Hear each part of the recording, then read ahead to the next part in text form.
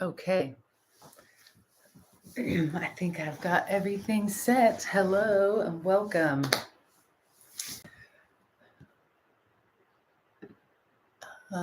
If anyone is here live and able to just let me know that the audio is okay in the chat, that would be great.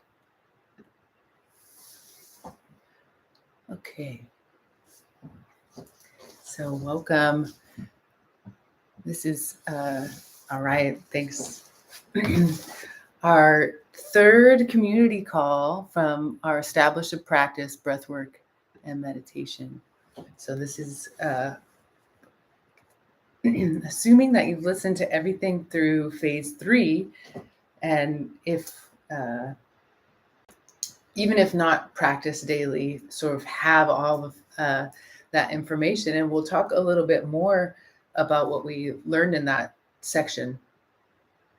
So in practice, you're adding a little bit of asana into your daily routine, hopefully, or occasionally having a practice that you can turn to support with head and neck tension.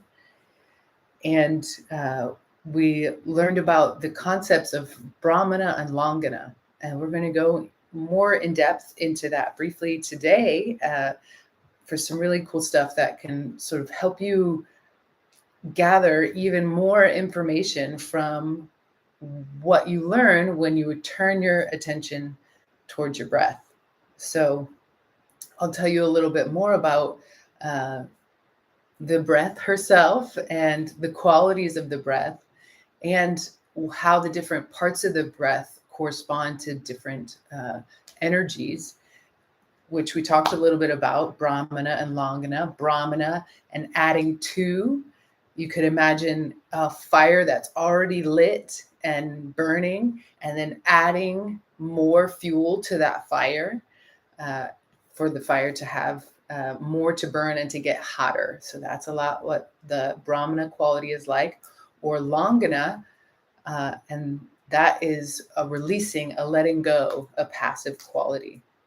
And so we'll go more into these two different qualities and then eventually work our way to talking about how these different qualities can be found sort of in the larger rhythms of our lives. So we'll talk about different types of rhythms that are present naturally. And then we'll talk about even sort of larger rhythms as far as your particular location in your journey of healing. So where you're at and where you might think about focusing more of your energies. Because as you may have noticed, when it comes to these practices, yoga and meditation and breath work, or really any of the healing arts, you could think that, wow, there's a lot of options. There's a lot of options of all the things I could do. And when we're in a place where we need to begin and we're ready to begin, there's not necessarily time, and there isn't always necessarily the brain space to think about choosing all of the different, choosing from all of the different modalities and all the different possibilities and all the different things that you're seeing. So the hope here is to just give you sort of this broad stroke of an understanding of the breath and the natural rhythms that are present in the natural world and in your body, and help you get a feel for where you're at and a sort of a way to use the breath as a tool for self-assessment. And so as a yoga therapist, it's what I do to help people decide which practice is most appropriate for them and where they're at. So I do significant research all the time on not only yoga practices, but also what science is proving. And often they're using yoga practices as the standard for what they're implementing. So many of the things that are being researched now, like non-sleep deep rest, is something that has been a part of the yoga tradition for a very long time. And the practices themselves have changed and been adapted for our current situation. And that's appropriate. That's what yoga is for. Yoga is for the particular time that we're in, and informed by all of the time that, humans have been recording what they've been up to. So that's sort of what I do as a yoga therapist. I take all the information that I've learned and I help an individual choose which practices to do to win, and how to go about starting to create a lifestyle that is going to honor these natural rhythms and going to help create an environment for healing to happen and for thriving to happen. So we're learning how to make our life our therapy. That's why I call our group that meets in community calls the Therapeutic Living Circle, or a little TLC. So you're getting a time each month where you're getting reminded to turn your attention towards yourself for some TLC, from learning about how to turn your life into a therapeutic environment.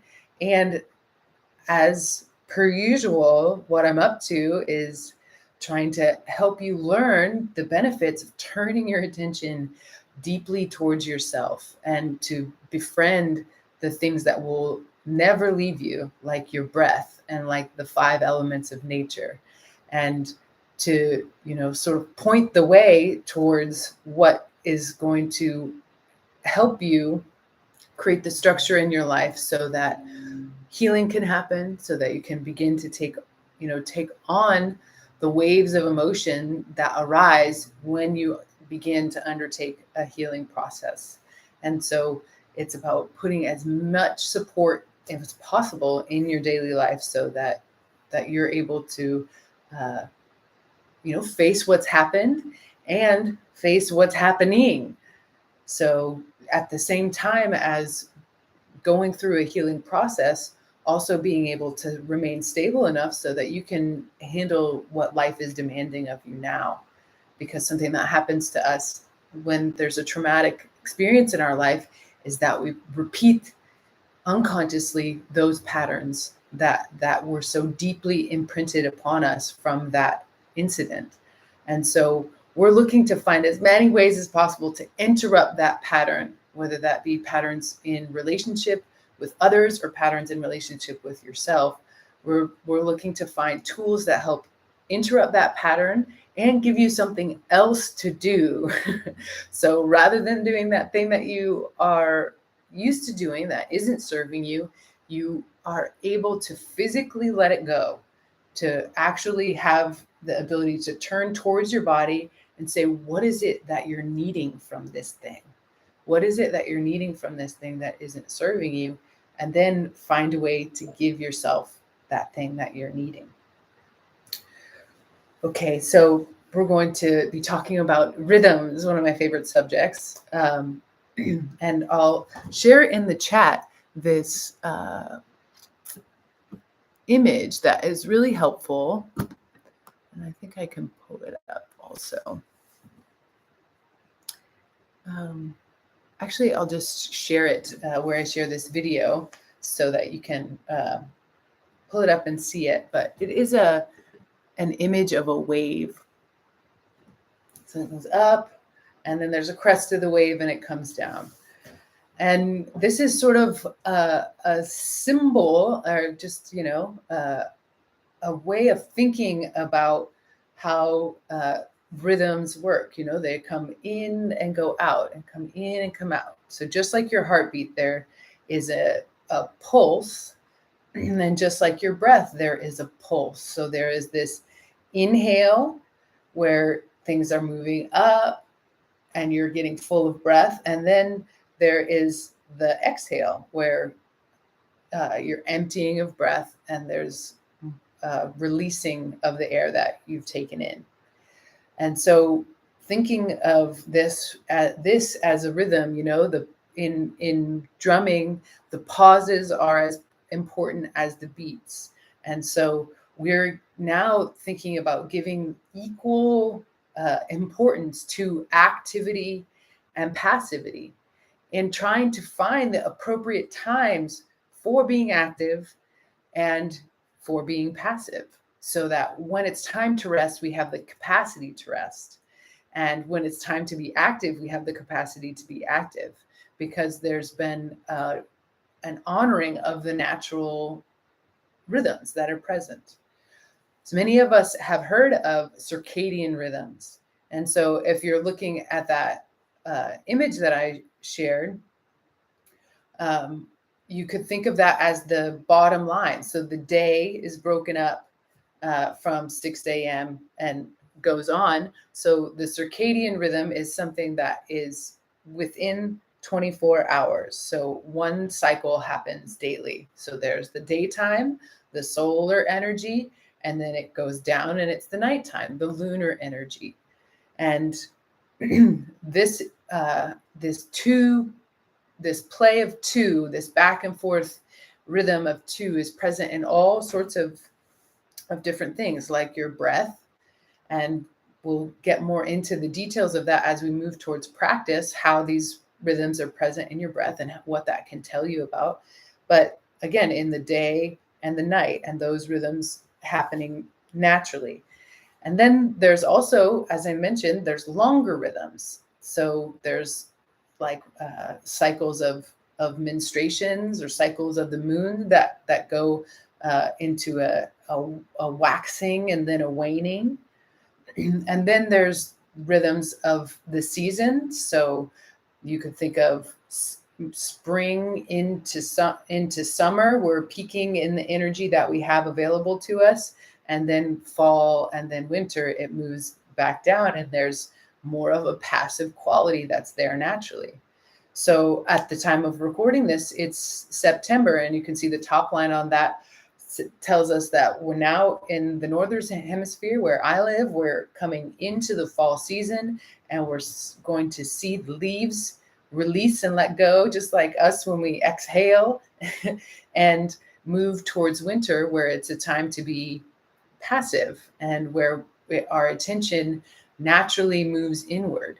So that's another aspect of these cycles. The attention moves inward, or the attention moves outward. And that happens really much more naturally, right? Being outward, being social happens much more naturally during the warmer seasons, the spring, the summer, and in the fall we harvest and we celebrate and we gather together because we're going to go inside and I don't know what's going to happen, right? So these cycles and living with those rhythms is something that is very natural to us. And so something that happens is that we get disconnected from those rhythms because of screen time, because of work schedules that are crazy, and you're up in the night and sleep in a day, or trying to find a way to balance those rhythms out.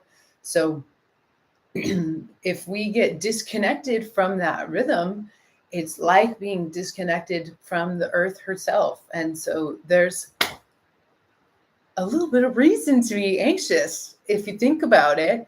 It's like not being able to connect with that which is most basic to your organism, that there is these natural cycles present. And the disconnect or the discord that happens whenever we get disconnected from our natural rhythms shows up in the breath. So you may have experienced by now in these practices that there'll be times where the breath is jerky, or it stops, or it's inconsistent, or you get shallow of breath from just a few inhales and exhales, or you feel short of breath or lightheaded. All these changing factors that happen inside of the breath as you're starting to practice. And so simply by practicing a smooth, natural rhythm of breath, you're starting to speak the nervous system's language, and it's starting to honor that pacing that's very natural to us, and the cycles that we're meant to fit within. And our breath is one of those cycles. So in phase 3 of the challenge, we've been adding to. So we've already gone through 2 phases where we really focused on calming the breath, bringing the nervous system to a parasympathetic state where you're able to rest and digest, which is a learned skill, right? I've mentioned. And now then in phase 3, we're moving into the peak of the program. So as I mentioned before, all my programs fit within these cycles and these rhythms. And we're moving into the peak of the program, and then we're kind of changing things up and doing something different, like the wave is cresting, so that your system gets an experience of something new and a challenge, and we add to and we build your fire. You may have experienced heat in the practices that we did in phase 3, and that is by design, because we want to really train the nervous system to be able to hold more of a capacity. So we want to train the higher ranges of the nervous system by, in an appropriate way, not in a way that's too much, too soon, too fast, right? And not adding too much so that we squelch the fire, because it's too much for the fire to handle, but just the right amount of fuel to add to start to grow this stable, steady flame. And we talked a little bit about that, I believe, but one of the inspirations for this program is a section of the scripture, the text, the Bhagavad Gita, and it says that through the practice of yoga, we become like a light that never flickers, so a still and steady flame.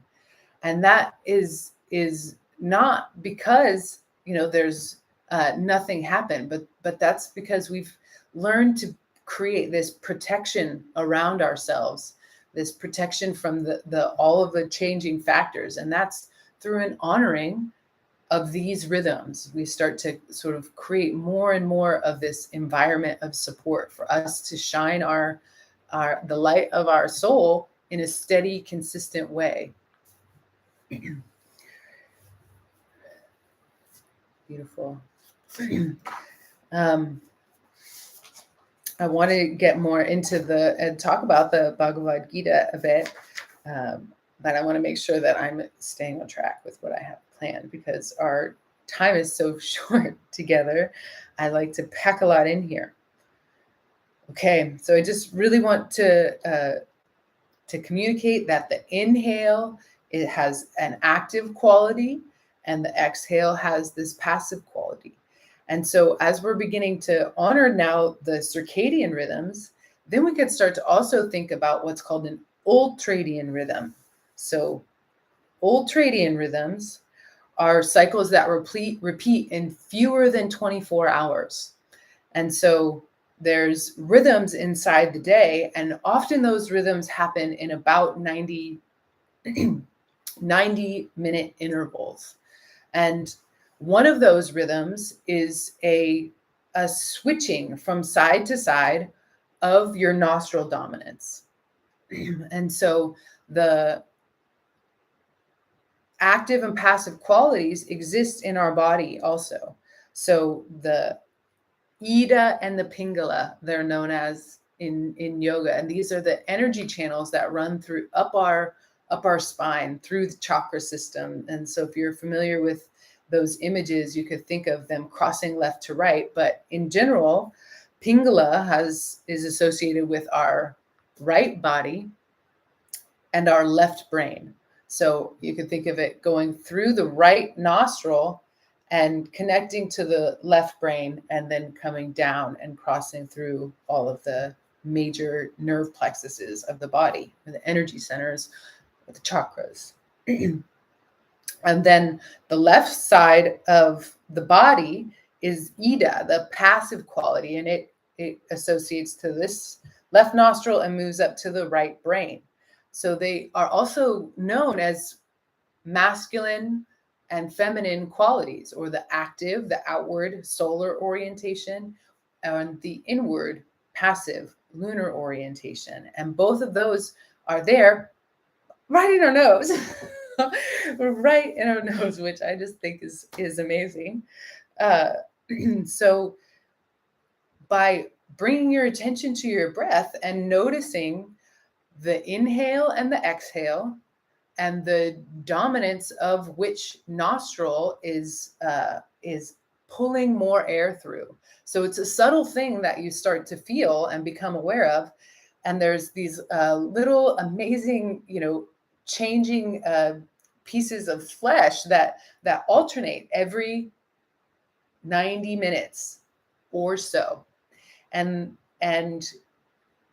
through turning your attention towards your breath and checking in with what your nostril dominance is, and if your exhale is, say you're only inhaling and there's no exhale happening at all, or your exhale is only happening and there's like hardly any inhale, or the exhale is longer and the inhale is just really short, or vice versa. All these subtleties of the breath begin to inform you about the current state of your organism and what might be appropriate for you to do at that given time. So this is how you can start to tap into the rhythms that are present for you now and start to work with them. So you can notice what's your nostril dominance first thing when you wake up. Are you somebody that wakes up active, ready to go? Let's do it. That could be the perfect time for your breathing practice and your yoga practice to happen first thing, to use all that active energy for the doing, maybe the physical aspect of yoga. Or are you someone that wakes up and you have a passive quality? You're slow to wake up. You need a little bit more time. And once you do get going, then there's more of that impetus and that active quality present. So how you spend the first 90 minutes of your day can be determined by how you wake up with your nostril dominance. And the same is true throughout the day. So there's all sorts of amazing information that I'm really studied up on right now, because I'm sharing a lot of it in my yoga and creativity retreat, which is coming up, which I would love to have you at if you're available. It's happening this coming weekend. But I'm studied up on it because this is what informs what I do when. So there's an actual method that goes in rhythm with nature that you can organize your day and your life around. And by being in, you could say, by bowing to these rhythms, by acknowledging that they're what's running your life, you gain so much energy, because you're no longer fighting against what's already happening, and that these rhythms are happening whether you know it or not. And so by tuning into them, you can optimize your time and your energy.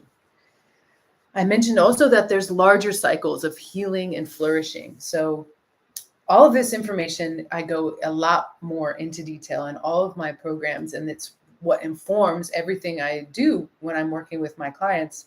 But in general, you could be in a period of your life where it's time to put more of your energy towards healing, or you're in a more lunar cycle of life.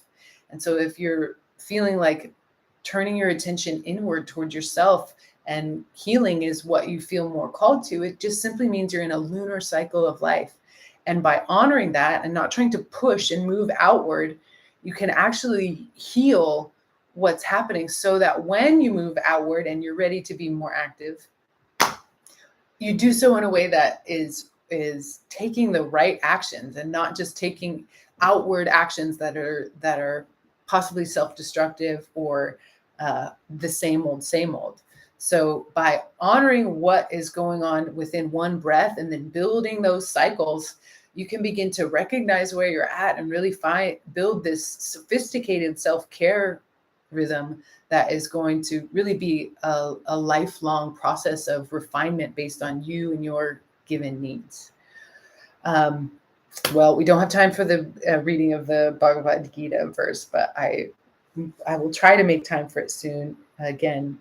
But you can find them in the introduction to the course.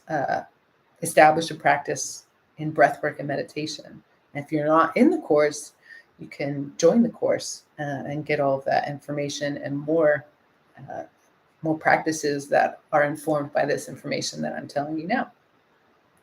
Okay, so now is the practice portion of our call. So if you're not already comfortable, make yourself really comfortable. And let me get this started and then I'll explain more.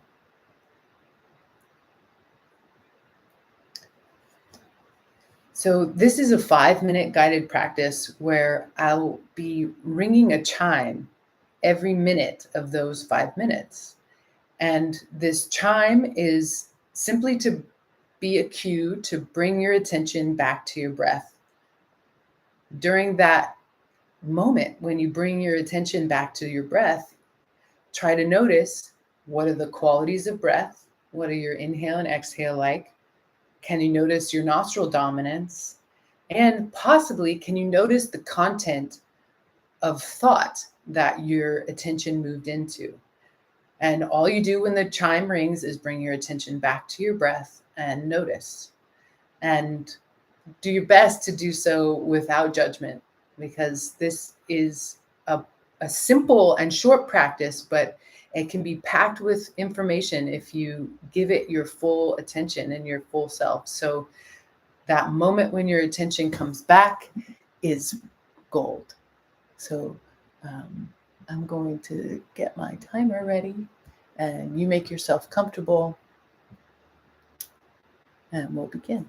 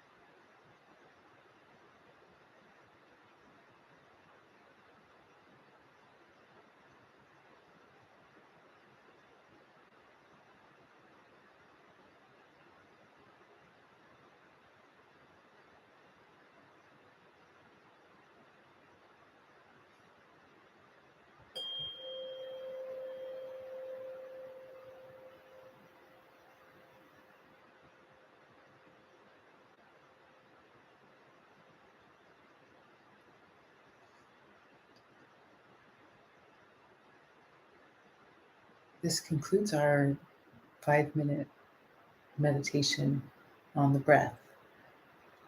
So after that, you might just make a note. How many of those 5 chimes was your attention able to stay present? And if it's 0, please know this is very normal and sort of the point that the practice proves, that so quickly our attention goes away from our intended focus. So noting what you recognized about your breath during the time that you were able to be present and turn your attention towards your breath, and noting how often did your mind wander, and possibly some of the subtleties of the content of your thought patterns, possibly looking for repetition and themes. All right. Good luck in your investigations. I see you.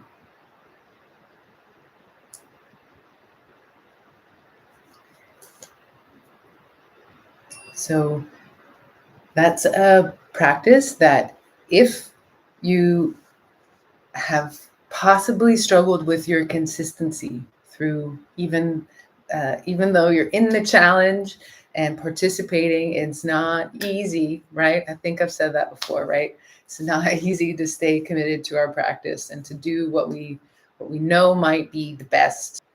Can't be overstated that you're not alone in wanting to change habits or wanting to focus your attention on a certain something, and then for any number of reasons, taking a different route, not doing what you meant to do.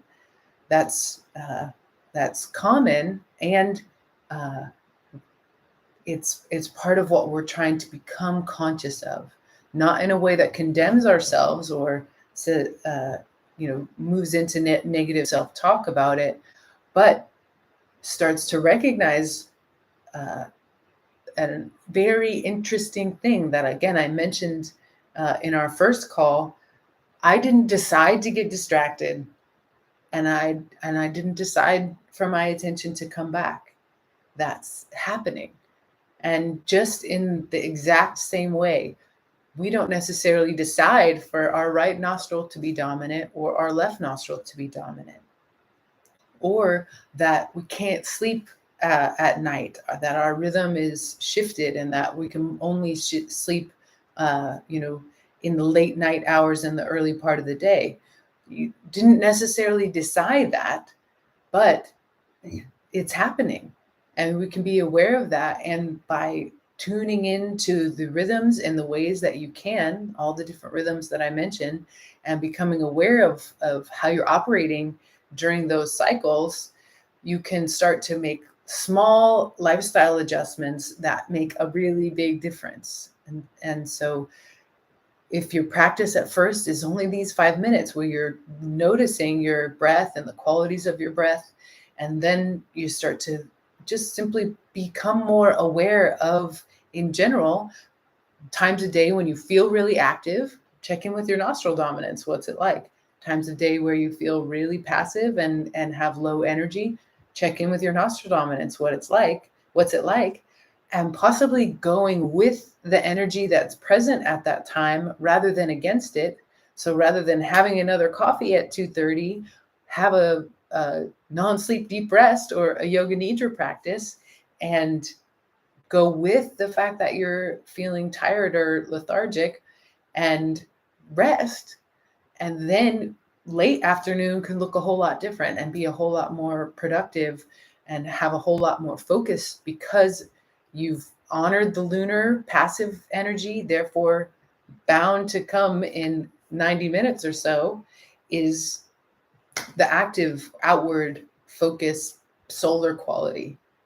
So I hope this was informational and helpful. I think that yoga and Ayurveda and the wisdom that they provide has all of this information in it, and that's why I love it so much. And so, although the practices are starting to get sort of parsed out and pulled out, and someone's, trademarking them and copywriting these materials, they've been with us for a very long time. And there's a broader picture that I hope for my students and clients to have, that makes you able to choose what practices are appropriate for you. So rather than taking you and molding you into this practice that's very rote and XYZ, we take practices and apply them to you and sort of help you create this lifestyle that is honoring of these rhythms. And from that, so much more of your capacity and your unique ability begins to shine forth. So does anyone that is here have any questions? You can put them in the chat or speak aloud.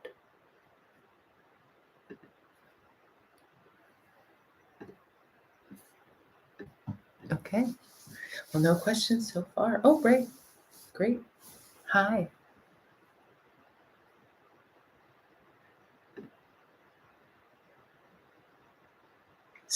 Did I? Yeah. There you go. Hi. Hi. I guess I don't have any questions. I really like the subject of rhythms. I think that's appealing to me, and I'm excited to listen back on this and dig deeper on it. I kind of learn slowly, but yeah, I'll keep listening. And that's great. Yeah, you can repeat it as many times as you want.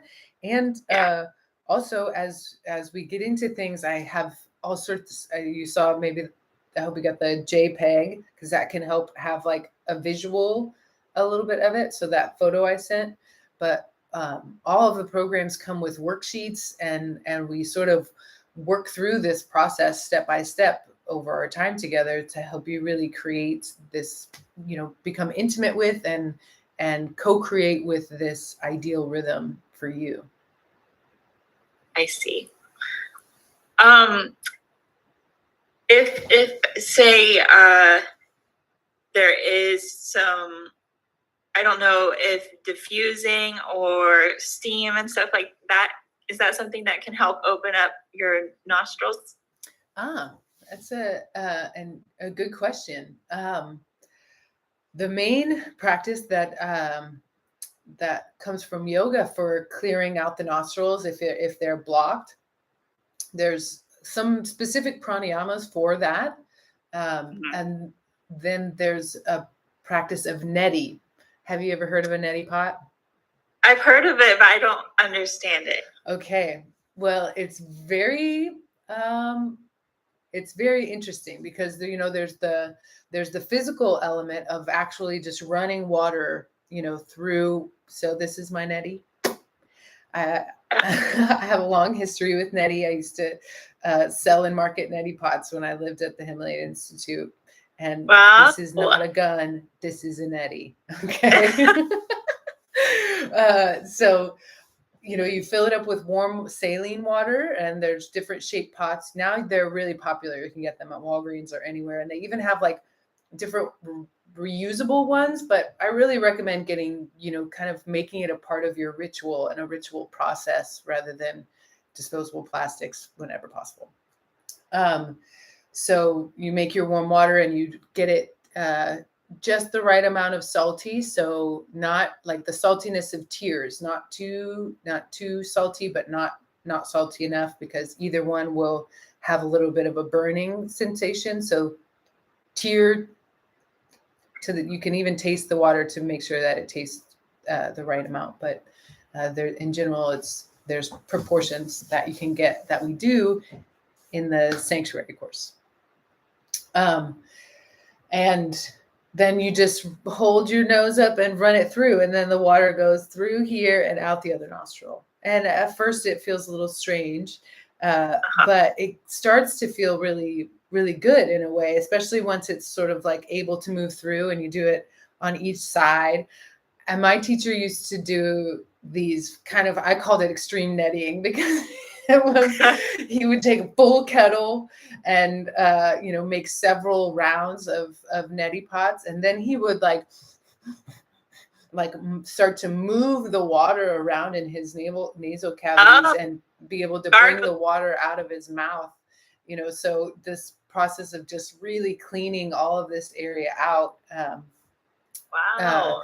With the neti. So yogis are kind of crazy like that. There's what's called the shop kriyas, or the 6 cleansing actions, and they're to help remove the buildup of what's called ama, or just sort of this like sludge like quality. It's easy to become most familiar with it if you start scraping your tongue. You'll scrape it off and look at it and you're like, okay, that's ama. That's what they're talking about. But it just is a buildup of excess. And so these practices help our body offload the excess of that. And then our mind and our digestion and our breath all become, clearer and sharper. So neti would be the practice I would recommend. And for quite a long while, I did it every day. So for probably about 5 years, I did it every day. And now I just do it whenever I feel like I need to or want to. And that's sort of how these practices go. You build a relationship with them and get really familiar with them, and know when to use them and why you're using them from your familiarity that you build with them. In addition to being a yoga therapist, I'm a yogi. So I do all this stuff, and that's how I learn what I'm going to teach, and how I gain experience with what these things are that we're doing, is I experiment with this. And that's really the disposition of a yoga practitioner, as someone who is, this mad scientist for life, and sort of wants to try for themselves and know for themselves what these maybe more subtle and even mysterious things about life are all about. So I invite you to. I feel like I'm different every few days when I have tried the testing out the sides of my nose. It just depends, I think. But lately it does feel like the right is less dominant. Yeah. So the practices that I mentioned, and the alternate nostril breathing, in addition, the practice that we did in the asana, where your tongue goes to the roof of your mouth and you add that gentle vacuum, that is a practice that opens up the nostrils also. So you may notice or apply that. It's called the jiva bandha, or a locking action of the mouth to open up the nostrils. And the physiology of how that works is amazing. It's like this. I had done a lot of work to do what they call axis sushumna, or the central channel that we get access to when Ida and Pingala are balanced. And so I had experience with, what this sushumna application might feel like, and having it where my nostrils are more open for both are open equally more often. And so that's sort of what you'll start to notice. The more you practice your breathing, the more that maybe both might be open, and there's not necessarily a dominance. Especially if you're actively practicing, you can kind of feel it happen when you make that mouth position. So I remember the first time I did it, I was like, wow, this is like the ultimate, biohack for activating Sushumna, because it's like one of the first things we do is breastfeed from our mother. And so that physiology and that happening is so deep in our programming that it really kind of brings us back to that freshness of being a baby that is being nurtured and nourished by their mother.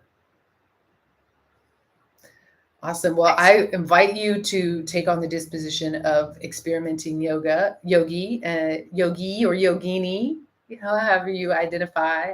personally, I feel like I'm a yogi, you know, a yogi. I like yogi. It sounds like Yogi Bear. Hey, But yeah. I'm very interested. Like I'm willing to try it all. Cool. Test it out. Yeah, check it out. There's another little way that is using your hand or putting a mirror under your nostrils, and one will be fogged up more like a mirror is. Like if you fog up a mirror, one of them will have like a bigger circle, and you can kind of tell which one is. So if you can't feel it, you can kind of use those ways to get a better sense for it also. Okay, I like it. All right. Really cool. Well, thank you so much for your questions and being here with me. All right. Anything else? I don't think so. Okay. I'm just really excited. I feel like the rhythm subject will, like I had mentioned, guidance is something that I'm interested in finding again, and I think it'd be interesting to just see it in little ways, like you said, with rhythm. Yeah. Feeling what I have energy for, and then paying attention to the rhythms you mentioned. So yeah, and it comes more and more as you move through the programs that I've created. It applies this, and the original name for my signature program was called Rhythm in Action, because we're starting to put these rhythms into action in our life. But I changed it to live in flow, because these are also ways that we can access states of flow more easily. And I don't know, I guess my marketing coach thought it sounded better.